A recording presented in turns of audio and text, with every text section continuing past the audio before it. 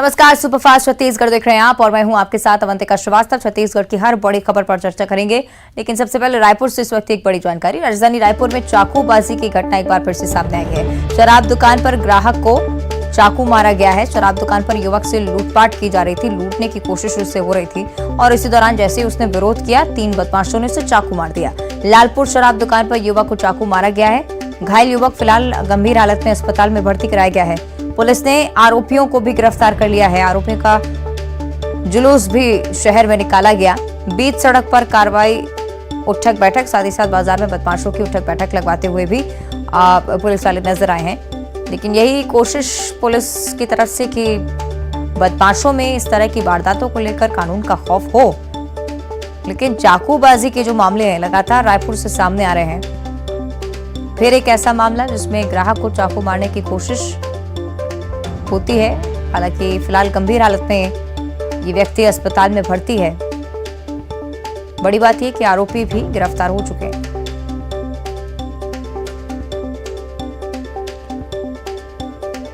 तो उसके साथ ही आप तस्वीरें भी देख रहे हैं। जब पुलिस ने आरोपियों को गिरफ्तार कर लिया तो शहर भर में जुलूस भी निकाला गया, जिसे सबक लें बदमाश। पर इसका असर जमीनी स्तर पर जरूर नहीं नजर आता है, क्योंकि लगातार राजधानी से इस तरह की घटनाएं सामने आ रही हैं। चाकूबाजी की वारदातें राजधानी में बेहद ही आम हो चुकी हैं और बड़ा सवाल यही कि आखिर पुलिस का खौफ क्यों नहीं है बदमाशों में, क्यों इस तरह की वारदातें लगातार सामने आती हैं।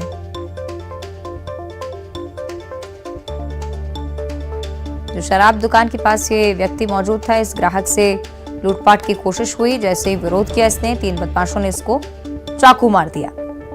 गंभीर हालत में ये व्यक्ति अस्पताल में भर्ती कराया गया है। लेकिन बड़ा सवाल यही कि कानून का खौफ बदमाशों में क्यों नहीं।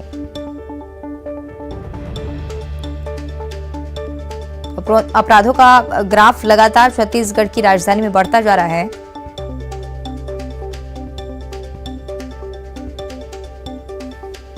तो 2 तस्वीरें इस घटना से जुड़ी आपको दिखा रहे हैं। एक तरफ वो वारदात का समय और दूसरी तरफ जब आरोपी पुलिस गिरफ्त में आए तो किस तरह से जुलूस निकाला गया। और आरक्षण विधेयक को लेकर राजभवन और सरकार आमने सामने आ गए हैं। सीएम भूपेश बघेल ने राजभवन के अधिकारियों पर राज्यपाल को गलत सलाह देने का भी आरोप लगाया। इसके साथ ही सीएम ने राजभवन के अधिकारियों पर बीजेपी के हाथ में खेलने का आरोप लगाया है। उन्होंने कहा है कि राजभवन बीजेपी की कठपुतलियां बन चुकी हैं और बीजेपी पर उन्होंने 2 मुंही बात करने का भी आरोप लगाया। सरकार के 4 साल पूरे होने पर भी बीजेपी के प्रेस कॉन्फ्रेंस करने पर सीएम ने हमला किया है। कहा है कि दोनों सरकार के काम की तुलना अगर की जाए तो भारत जोड़ो यात्रा के 100 दिन पूरे होने पर भी सीएम ने कहा है इससे देश में बदलाव आया है।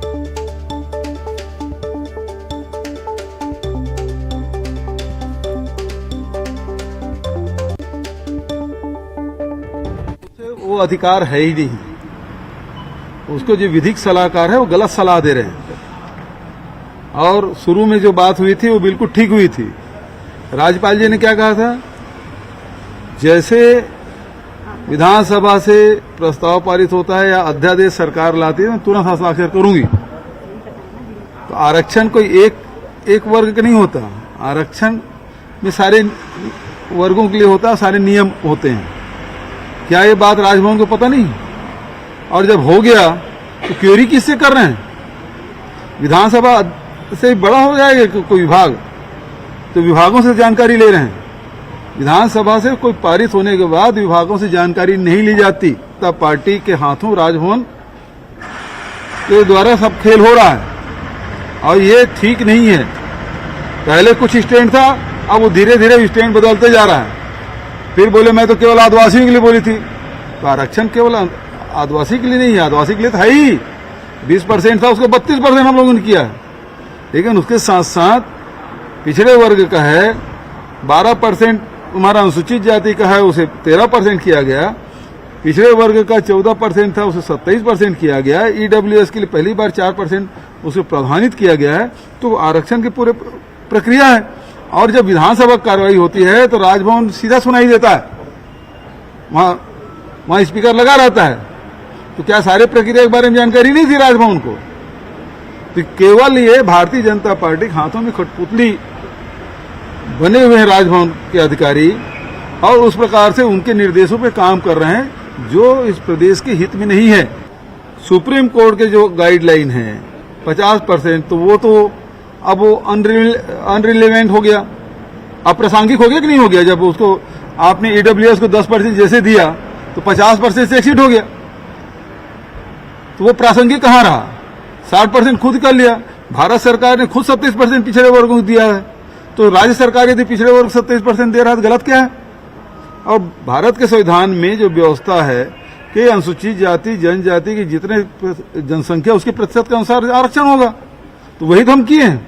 और भारत सरकार ने कहा कि ईडब्ल्यूएस के लिए 10% तक, तो हमारे यहाँ हमने हेड काउंट कराया तो उसमें 3.5% आया, हमने 4% दिया है, तो हमारे तरफ से कोई गलती हुई नहीं है। विधानसभा में भारतीय जनता पार्टी से समर्थन किया है, अब कैसे बाहर विरोध करेंगे। तो इसके दो मुंह हुए, विधानसभा में कुछ कहते हैं, बाहर कुछ कहते हैं, करवाते कुछ और हैं। तो छत्तीसगढ़ में आरक्षण का मुद्दा अब सुप्रीम कोर्ट तक भी जा पहुंचा है। इस मामले को लेकर आज अर्जुन सुनवाई टल चुकी है।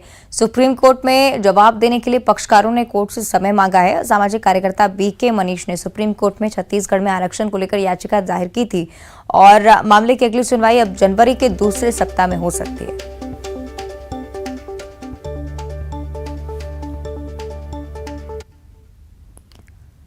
और रायपुर में शुक्रवार को बीजेपी एससी मोर्चा ने नए विधेयक में आरक्षण कम करने के विरोध में राजभवन पहुंचकर हंगामा किया।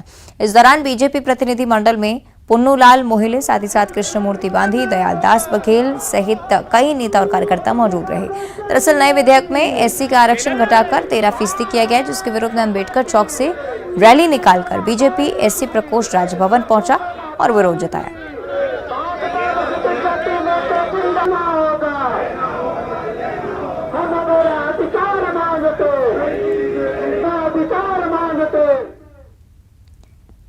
और रायपुर में यूथ कांग्रेस के सम्मेलन में सीएम भूपेश बघेल भी शामिल हुए। कांग्रेस के युवा कार्यकर्ताओं को संबोधित करते हुए राहुल गांधी की पदयात्रा की तुलना शंकराचार्य, स्वामी विवेकानंद और महात्मा गांधी की पदयात्रा से करते हुए उसे हमेशा अच्छा परिणाम देने वाला बताया। साथ ही यात्रा को महंगाई, बेरोजगारी के खिलाफ एक मुहिम भी बताया। सीएम ने राहुल गांधी पर विपक्ष के बयानों को लेकर भी हमला बोला। उन्होंने कहा कि हेट स्पीच और इतना कुछ खराब बोला गया है कि उसे एक जगह इकट्ठा किया जाए तो बड़ा पोथा तैयार हो जाए। तो इस पूरे मसले को लेकर क्या कुछ उन्होंने कहा है, आपको सुनाते हैं। परिश्रम का कोई विकल्प नहीं होता, परिश्रम का कोई विकल्प नहीं होता और साथ पढ़ने में हमेशा सफलता नहीं मिलती।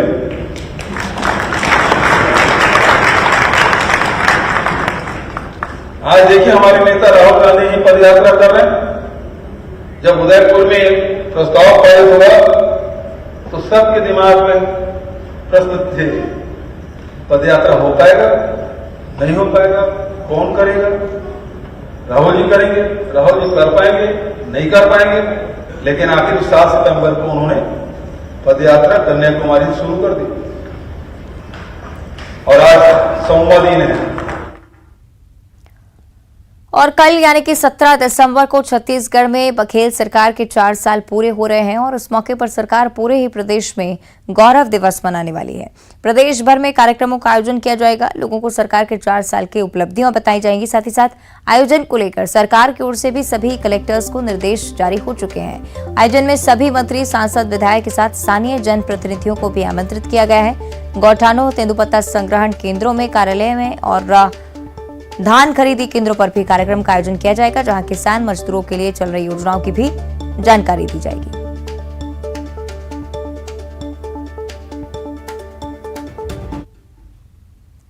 और प्रदेश सरकार के 4 साल पूरे होने पर बीजेपी प्रदेश भर में प्रेस कॉन्फ्रेंस कर रही है। रायपुर में रमन सिंह ने प्रेस कॉन्फ्रेंस कर सरकार पर निशाना साधा। उन्होंने सरकार पर हर मोर्चे पर फेल होने का आरोप लगाया है। रमन सिंह ने कहा है कि सरकार ने बड़ी बड़ी घोषणाएं की, लेकिन वो जमीन पर नहीं दिख रही। जब सिंचाई का प्रतिशत दुगना करने की बात होती है तो सिंचाई के बजट में दुगने की वृद्धि होनी चाहिए, मगर आप आश्चर्य करेंगे कि 4 साल बीतते बीतते सिंचाई के प्रतिशत में सिर्फ और सिर्फ 6% की वृद्धि हुई। कहाँ दुगना करने का घोषणा किया था और कहाँ सिर्फ और सिर्फ 6% सिंचाई के प्रतिशत में वृद्धि हुई है। युवाओं के लिए बड़ी बड़ी बात कही गई थी, युवाओं के लिए बड़े बड़े घोषणा किए थे, युवाओं के फॉर्म भराए गए थे गांव-गांव में जाकर, और जन घोषणा पत्र में कहा गया था कि उनको राजीव मितान योजना के तहत 2,500 रुपये बेरोजगारी भत्ता हम देंगे। सब गांव में फॉर्म भराए गए थे, 10 लाख लोगों के आंकड़े तय किए थे। आज बेरोजगार नवयुवक गांव-गांव में इनको ढूंढ रहा है, देख रहा है कि कहाँ गए बेरोजगारी भत्ता देने वाले भूपेश बघेल जी और उनकी टीम, और वो फॉर्म आज भी वो लेके घूम रहे हैं जो पुराने फॉर्म इनके पास पड़े थे, जिसमें इन्होंने 2,500 रुपया बेरोजगारी भत्ता देने के लिए वादा किया था। और इधर पीसीसी अध्यक्ष मोहन मरकाम ने बीजेपी पर निशाना साधते हुए कहा कि 15 साल के शासन में बीजेपी ने कुछ काम नहीं किया है, बीजेपी के पास कहने के लिए कुछ नहीं है। 15 साल के शासनकाल में बीजेपी ने प्रदेश के संसाधनों का सिर्फ दोहन किया है, साथ ही साथ प्रदेश की जनता के लिए बीजेपी ने कुछ नहीं किया।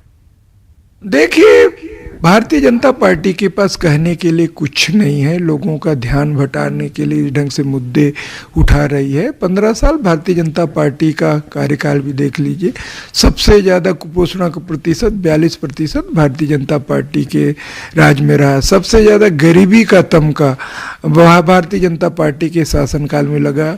जब छत्तीसगढ़ राज्य बना लगभग 39% गरीबी रेखा थे, जबकि भारतीय जनता पार्टी 2018 में छोड़ा तो लगभग 41% गरीबी रेखा पहुंच गई। तो इसका मतलब साफ है, यहाँ के संसाधनों का लूटने का काम भारतीय जनता पार्टी ने किया, मगर यहाँ के लोगों के लिए भलाई का कोई काम नहीं। और इधर कवर्धा में पूर्व मंत्री प्रेम प्रकाश पांडे ने कांग्रेस सरकार पर निशाना साधा। उन्होंने कांग्रेस सरकार के 4 साल पूरे होने पर गौरव दिवस के रूप में मनाने का भी विरोध किया है। सवाल पूछा है कि आखिर पिछले 4 साल में कांग्रेस ने गौरव बढ़ाने वाला क्या काम किया है। बीजेपी ने सूबे की सत्ता पर काबिज कांग्रेस पर अपना चुनावी वादा नहीं निभाने का भी आरोप लगाया। वहीं कई और मुद्दों को लेकर भी बीजेपी ने प्रदेश सरकार पर निशाना साधा।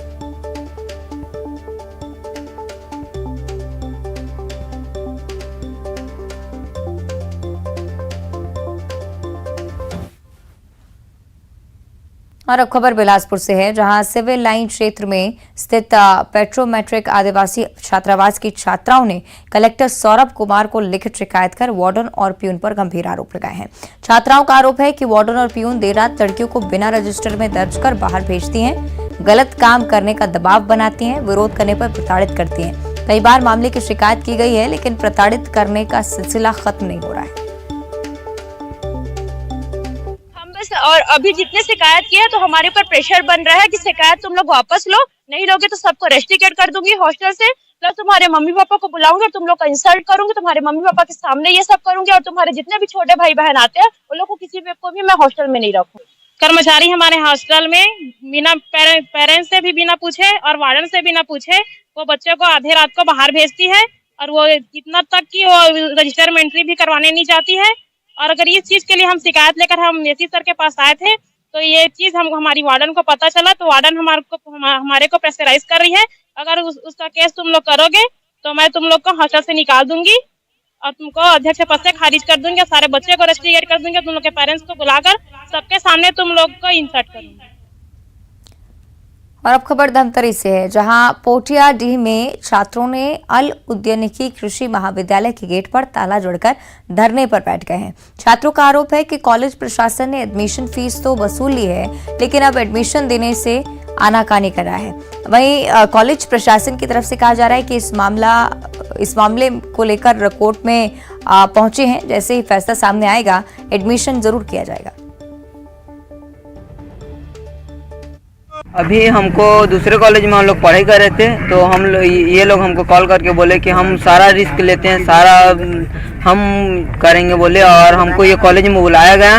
और अभी 1.5 महीने पढ़ने के बाद बोल रहे हैं कि हम लोग का एडमिशन नहीं हो पाएगा, आप बीए कर लो बोल रहे हैं हम लोग को। आप लोग का एडमिशन नहीं हो पाएगा ये कॉलेज में, आप लोग मत करो बोले। हम लोग को वैसे बोली, हम लोग सोचे कि चलो ठीक है, हो जाएगा, पढ़ाई हो जाएगा, एडमिशन, तो हम लोग आ गए। हम लोग को बहुत गुमराह किया गया है। हम लोग अपना हमारे भविष्य के साथ खेला जा रहा है। हम लोग उतना हम लोग को पता नहीं था कि हम लोग यहाँ आकर ऐसी मुसीबत में फंस जाएंगे।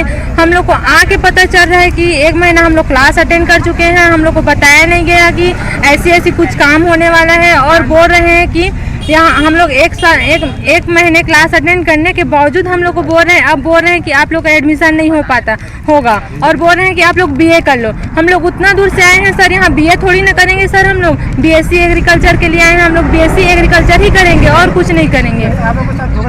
हम लोग के साथ बहुत धोखाधड़ी हुआ है। अगर भविष्य में हम लोग बोल रहे हैं हम लोग का एडमिशन हो जाए, हम लोग का सुनवाई नहीं होगा, या तो फिर कॉलेज बंद होना चाहिए या तो फिर हम लोग का एडमिशन होना चाहिए, दोनों में से एक होना चाहिए। या ज्यादा हुआ तो हम लोग कॉलेज बंद करेंगे। और अब खबर दुर्ग से, जहां सरकारी नौकरी लगाने के नाम पर धोखाधड़ी का मामला सामने आया है। इस दौरान पुलिस ने कार्रवाई करते हुए कानपुर और बिलासपुर से 2 आरोपियों को गिरफ्तार किया है। दोनों आरोपियों के पास से करीब 1 करोड़ की धोखाधड़ी का खुलासा। साथ ही साथ ये भी बताया जा रहा है कि पकड़े गए दोनों आरोपी कई जिलों में धोखाधड़ी की वारदातों को पहले से ही अंजाम दे चुके हैं। हिंदू धर्म के भी थे, कुछ क्रिश्चियंस भी थे। इस धर्म से एसोसिएशन नहीं था। ये लोगों को घूम घूम के लोगों को जो है नौकरी का झांसा देके उनको जो है ठगी का शिकार बनाता था। और अब खबर राजधानी रायपुर से है, जहां पुलिस ने शातिर ब्लैकमेलिंग गिरोह का पर्दाफाश करते हुए 6 लोगों को गिरफ्तार किया है। पुलिस ने एक न्यूज चैनल के कथित कोऑर्डिनेटर और कैमरामैन सहित 6 लोगों को गिरफ्तार किया है। बताया जा रहा है कि आरोपी योजना बनाकर किसी के घर में घुसते थे और इस दौरान गिरोह की महिला फर्जी बलात्कार का आरोप लगाते हुए मीडिया कर्मी को बुलाकर पैसों की मांग करती थी। पुलिस ने पकड़े गए आरोपी के पास से 6 मोबाइल फोन भी बरामद किए हैं। घटना में संलिप्त महिला इशरत बानो उर्फ खुशबू साहू फरार है। और जगदलपुर में शॉर्ट सर्किट के चलते खलिहान में रखी धान की फसल जलकर राख हो चुकी है। बस्तर ब्लॉक के कोड़कानार पंचायत में ये घटना हुई है। किसान मुरलीधर पटेल ने फसल कटाई के बाद खेत में धान रखा हुआ था और इसके बाद इसमें आग लग गई। प्रदेश में कई इलाके ऐसे हैं जहां पर हाथी उत्पात मचा रहे हैं। हाथी से इन दिनों लोग बेहद परेशान हैं। सूरजपुर, धमतरी और बलरामपुर की 3 तस्वीरें आपको दिखा रहे हैं। हाथी लगातार लोगों को परेशान कर रहे हैं।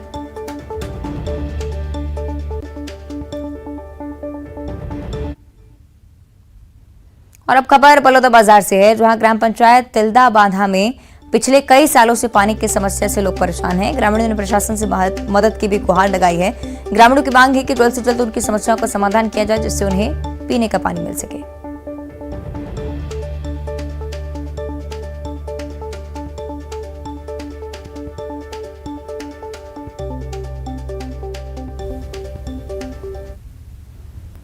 और अब 25 सेकंड में खबर।